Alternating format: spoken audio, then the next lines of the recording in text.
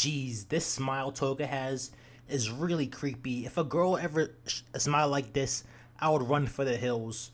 But why is this smile turning me on right now? What's up, guys? It's Johnny God back again with another My Hero Academia chapter review. Now, if you're new, make sure to hit that subscribe button because we're doing this 100 subscriber giveaway, giving that away 3 cash prizes. First place winner gets $100, and the other 2 winners get a little bit less. But let's just jump right into this chapter. Now, guys, there's a lot of action and a lot of stuff we got in this chapter. But I basically want to talk about Toga. Because for the longest time, I wanted a backstory about Toga. And it seems like next chapter or a couple more chapters later on that we might possibly get more of a backstory on Toga. But for now, we did get a lot of information about Toga in this chapter. Now, for the longest time, I wanted to know how old Toga was, because if you guys didn't notice before, like if you typed in Toga into the wiki before, her age was a mystery. Like no one knew her age. Now we know that she is 17 years old, and if you ask me, that's the fuckable age. I'm 20. He's a little, technically she is underage. But I think 17, that's old enough for me to smash, as long as she's at 16 or 15, so don't judge me. Don't judge me here, guys, because if you was 20 and you had a chance, you would fuck Toga too, okay? But anyway, let's talk about some more about Toga and her past. Now, basically, what we know is that Toga comes from a normal family for what it seems like in this chapter. Now, I find it interesting that she has a mother and father. Every time I would think about like theories about Toga's backstory, I really didn't think of her really having a normal family structure. Like she has her brothers and sisters as well, so she has siblings. So I always thought that Toga would come from like a broken ass home where it's like, okay, it's only going to be like one father or like one mother or something like that. Again, we don't really know. So I mean, it could be possible that her brothers and sisters were abusing her. But I really want to know. I'm like this girl. She's finding this girl named Kizuki. I'm like this girl.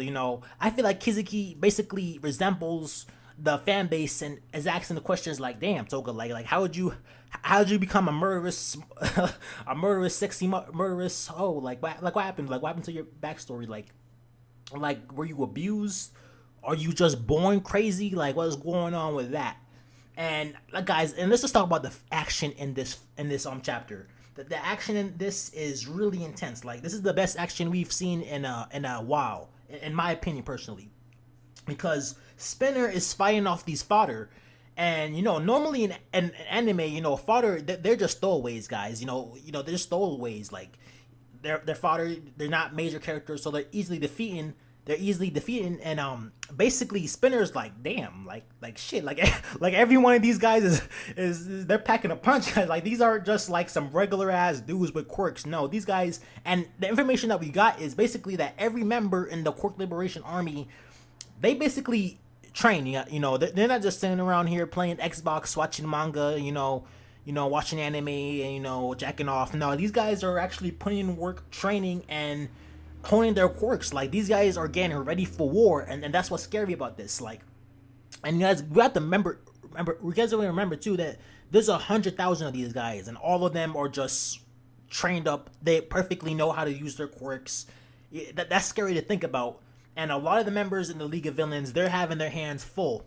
And Toga definitely has her hands full. Like, oh my god, like it looked like that Toga was really beating ass, and like she threw out like 4 suckers at the same time, which I didn't even know she could do that. I thought it was only like 1 at a time or 2 at a time, but she can do 4. And I'm like, okay, yeah, she got the fodder. She about to whoop some ass. But it turns out the new girl Kizuki, which her quirk is basically when she touch things, she can turn things into bombs. So she did some fucked up shit. Like guys, this is some crazy stuff, guys. Because if you really think about it, these guys are like the ISIS. These guys are like fucking terrorists because they're willing to blow them motherfucking selves up, right?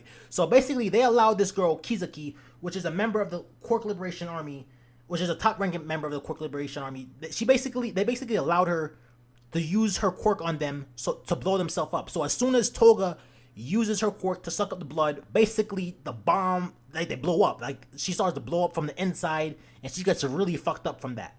And I'm thinking to like, damn, that is crazy. Like these are not some regular ass villains. No, like these are awesome next level shit.